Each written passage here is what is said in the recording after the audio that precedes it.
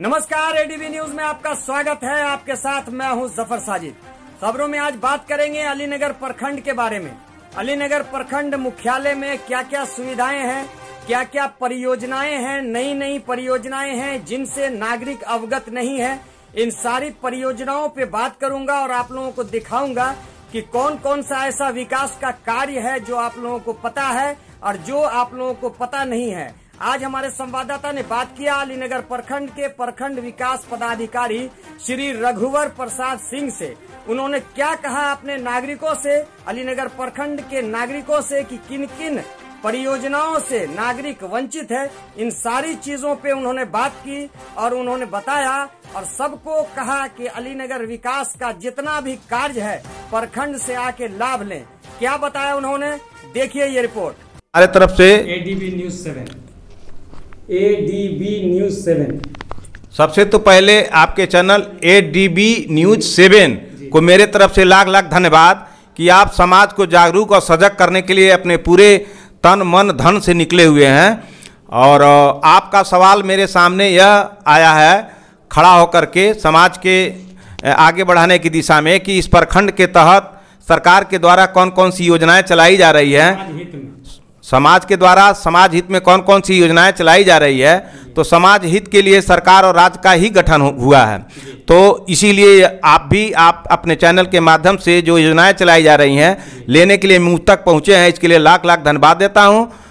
पहला नंबर यह कि यहाँ सबसे बड़ी बात है कि पहले यह प्रखंड खुले में शौच से मुक्त हो चुका है।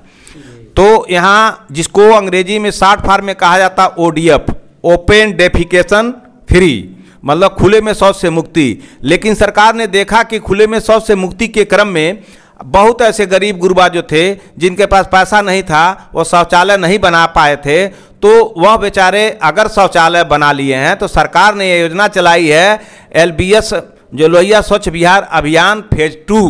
इस फेज 2 में सरकार का यह पूरा ध्यान है कि आप लोग, और योजना लॉन्च भी कर दी है, सरकार कर दी है कि अगर कोई भी व्यक्ति जो है शौचालय अगर नहीं बनाया था अब बना लिया है तो आवेदन पत्र भर के प्रखंड स्वच्छता पदाधिकारी सह प्रखंड विकास पदाधिकारी के पास जमा करेगा। वह उसको SBM में चढ़ा करके और उसको LSBM में चढ़ा दिया जाएगा और उसके आधार कार्ड को उसके और उसके पत्नी के आधार कार्ड से मैच कर दिया जाएगा। पता चल जाएगा कि पूर्व में पैसा लिया है कि नहीं। ऐसे जब साफ सुथरा वाला व्यक्ति मिलेगा तो उसको तुरंत जो है जियो टैग करके उसके खाते में राशि दे दी जाएगी। आपका चैनल से मैं यह अनुरोध करूंगा कि यह चैनल को इस पर बार बार ब्रॉडकास्टिंग करिएगा कि जो व्यक्ति जो है अपना शौचालय नहीं बनाए हैं, गंदगी समाज में फैला रहे हैं, वो शौचालय बना लें और आवेदन पत्र आधार कार्ड के साथ और बैंक पासबुक के फोटो कॉपी के साथ और आवेदन पत्र के साथ और शौचालय के छाया चित्र के साथ कार्यालय में जमा करेंगे तो उसको SBM में चढ़ाने के बाद LSBS में चढ़ा दिया जाएगा, जांच करवा लिया जाएगा और उसके बाद उसके खाते में राशि 12,000 पुरस्कार के रूप में भेज दी जाएगी। दूसरा बात यह है कि जो यहाँ 5 पंचायत लिए गए हैं, ये सबको जानकारी है। एक है जो है अलीनगर, एक है नरमा नवा नगर, एक है हरियट और एक है मोतीपुर और एक है धमवारा घमसाइन, एक है हनुमान नगर।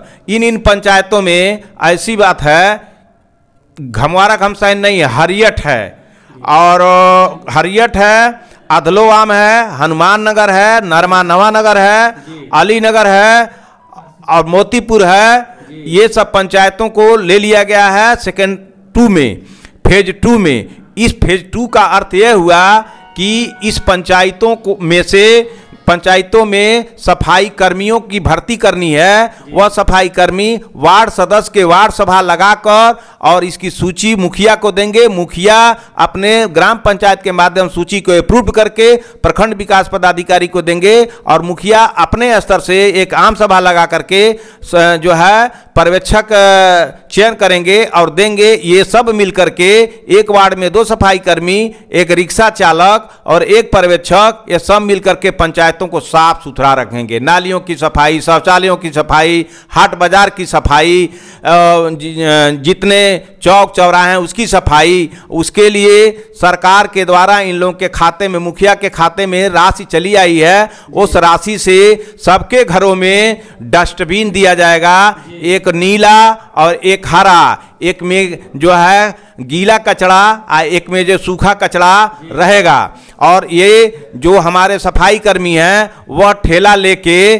जो है घर से कूड़ा कचरा लेकर के, एक WPU है, WPU जो है हर पंचायत, पांचों पंचायत में पैसा आ गया है। इसमें मुख्य रोल जो है अंचल पदाधिकारी और मनरेगा के PO का है। अंचल पदाधिकारी जमीन देंगे और मनरेगा के PO जो हैं उसको ले आउट कराएंगे, और ले आउट कराने के बाद वहीं जाके कचरा स्टोर होगा और उसको रिसाइकलिंग के द्वारा समाज के हित में कार्य किया जाएगा। ये सरकार की योजना है। तीसरी सरकार की योजना यह है कि सरकार ने चाहा कि जो है गांधी जी ने भी कहा था कि मद निषेध करना चाहिए। वह संविधान के जो है नीति निर्देशक तत्व में लिखा गया है। इसको BR अम्बेडकर ने भी नीति निर्देशक तत्व में लिखे हैं कि मद का निषेध होना चाहिए। तो हमारी सरकार जो है, बिहार की सरकार जो है, इसी को लेकर के मद पर निषेध लगाई है कि निषेध रहे।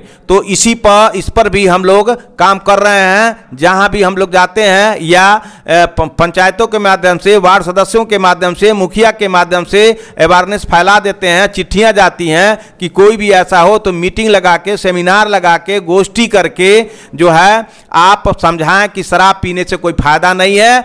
व्यक्ति के जो है फेफड़े सड़ जाएंगे, किडनियां खत्म हो जाएंगी, उनके जो है गुर्दे खत्म हो जाएंगे, अतड़ियां सड़ जाएंगी। इससे व्यक्ति का विनाश हो जाएगा और व्यक्ति कभी विकास के रास्ते पर अग्रसर नहीं होगा। इतनी बड़ी सोच रखने वाले माननीय मुख्यमंत्री बिहार सरकार नीतीश कुमार, भी बर्बाद होता है मद पीने से।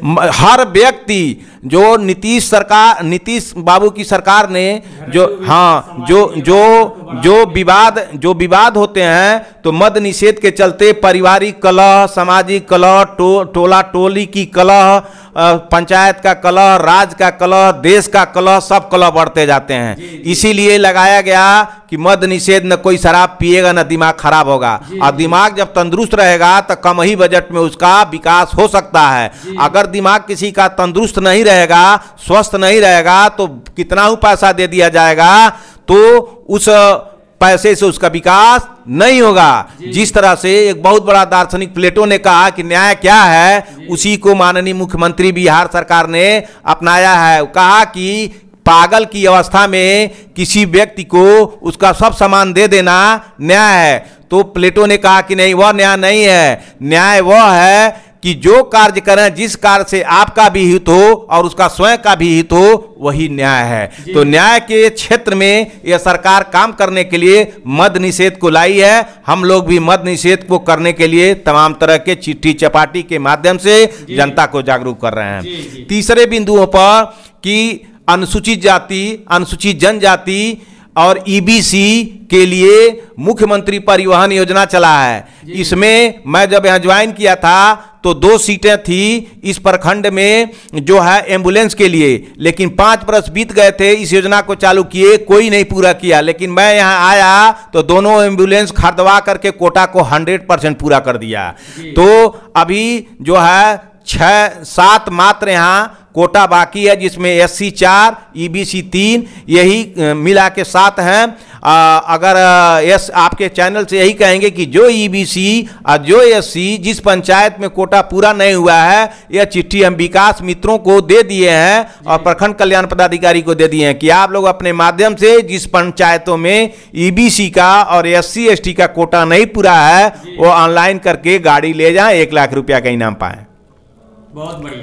और आगे की बात यह है कि जो है प्रधानमंत्री आवास योजना में पहले आधार सीडिंग नहीं होती थी, लेकिन अब आधार सीडिंग का काम चल रहा है। हमारे यहाँ 10,000 जो है हमारे यहाँ 10,000 आधार सीडिंग करने थे, हम 9,400 आधार सीडिंग कर दिए हैं। मात्र शेष 1,000 जो है 600 और आधार सीडिंग करनी है। हम 2-3 दिन के अंदर 100% हम आधार सीडिंग करके सरकार को दे देंगे। साथ ही साथ मुख्यमंत्री आवास योजना का भी योजना चली है। सबको यह इस चैनल के माध्यम से बताना चाहते हैं कि जो बहुत गरीब हैं, मुख्यमंत्री आवास योजना के तहत वह आवेदन करें, ऑनलाइन करें। उस आवेदन को हम डीडीसी महोदया के यहाँ भेज देंगे तो उस पर उचित कार्रवाई करने की अपेक्षा रखते हैं। इसी सब बिंदुओं के साथ हम आपके ADB 7 न्यूज 7 चैनल को लाख लाख धन्यवाद देते हैं कि इसी तरह से आया करें और हमसे सरकार की योजनाओं को और जनता के दुख दर्द को हम दोनों आदमी मिलकर के शेयर करते रहें और समाज का विकास करते रहें। Well done.